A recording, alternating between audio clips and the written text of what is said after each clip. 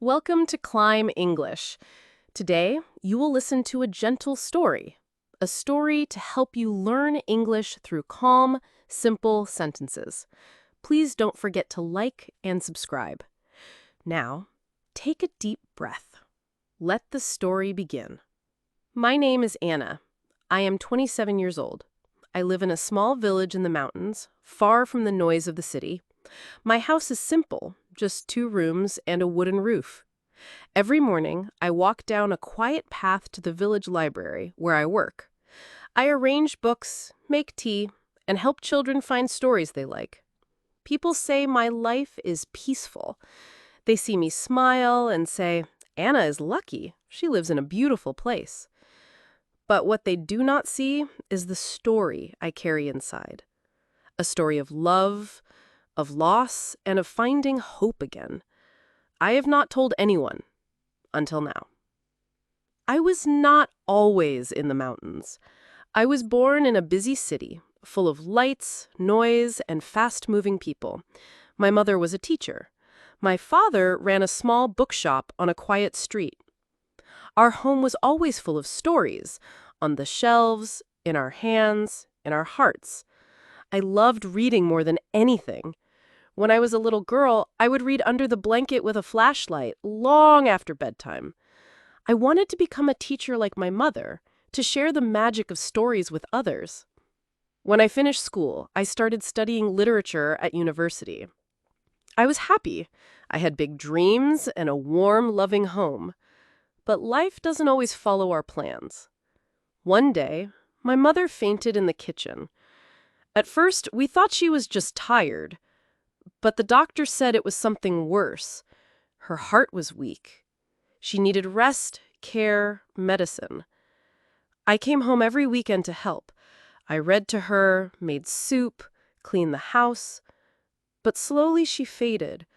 Her laugh became quieter. Her eyes looked far away. One morning, before the sun came up, she left us, just like that. The house felt silent, even with all the books.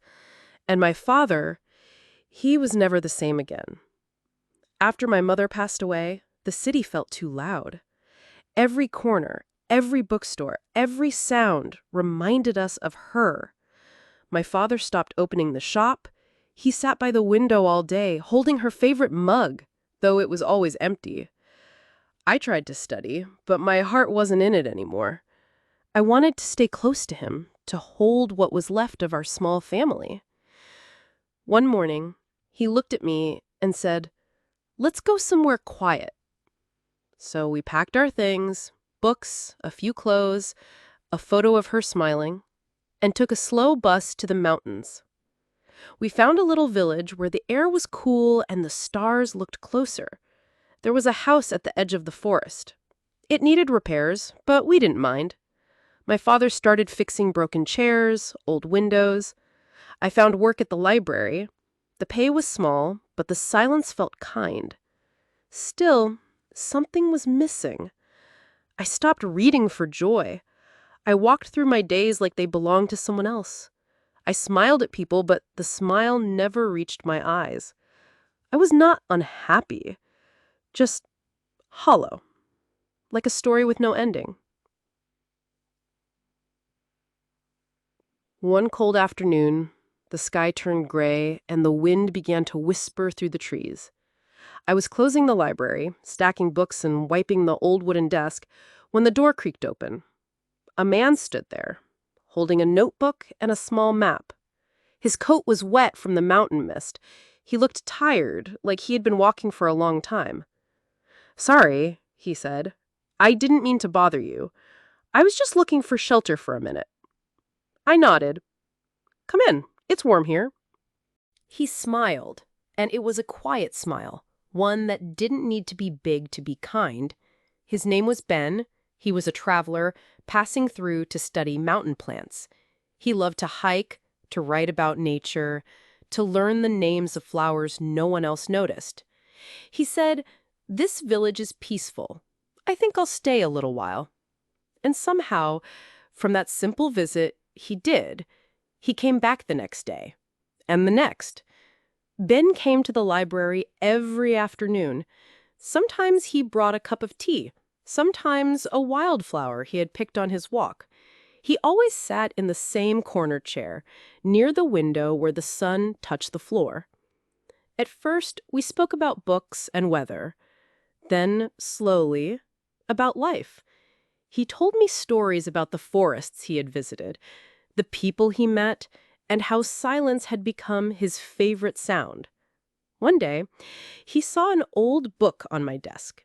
It was filled with fairy tales for children. "Did you read these as a child?" he asked.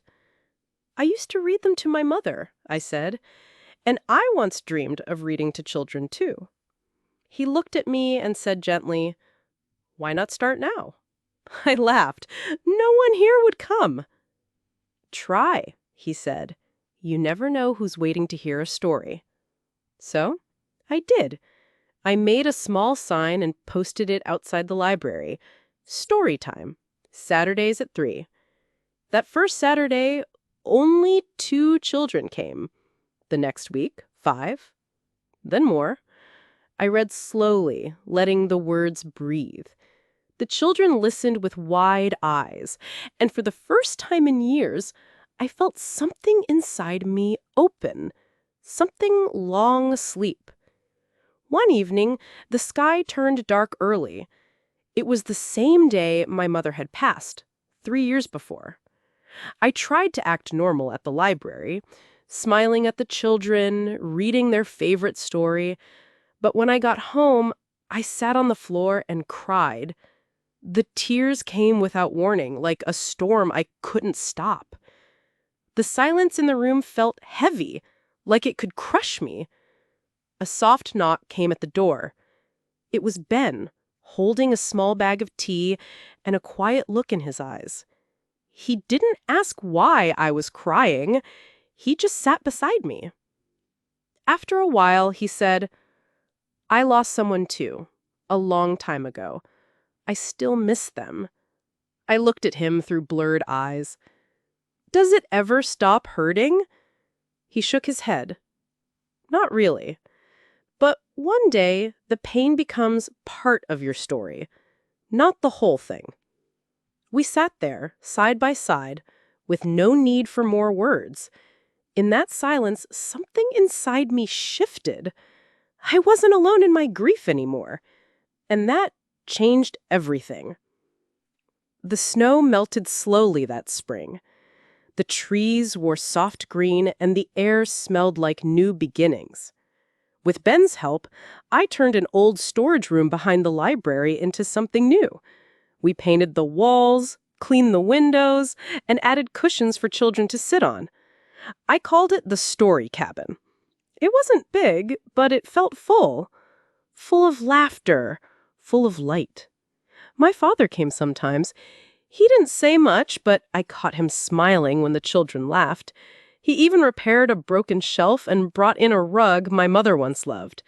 Ben kept showing up, with warm bread, old books, or just his quiet company. He never asked for anything. He just sat beside me as stories filled the little cabin. And for the first time in years, my heart didn't feel so heavy. It felt home.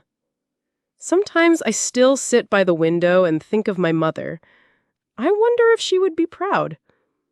The pain is still there, but it doesn't control me anymore. I have stories. I have kindness. I have peace. If your heart feels heavy, please remember, one day light returns. And when it does, let it in. Thank you for listening to my story. I hope it brought you comfort, or maybe just a quiet moment to breathe. If you feel alone, remember, your story isn't over yet. Please like, subscribe, and share this with someone who needs it.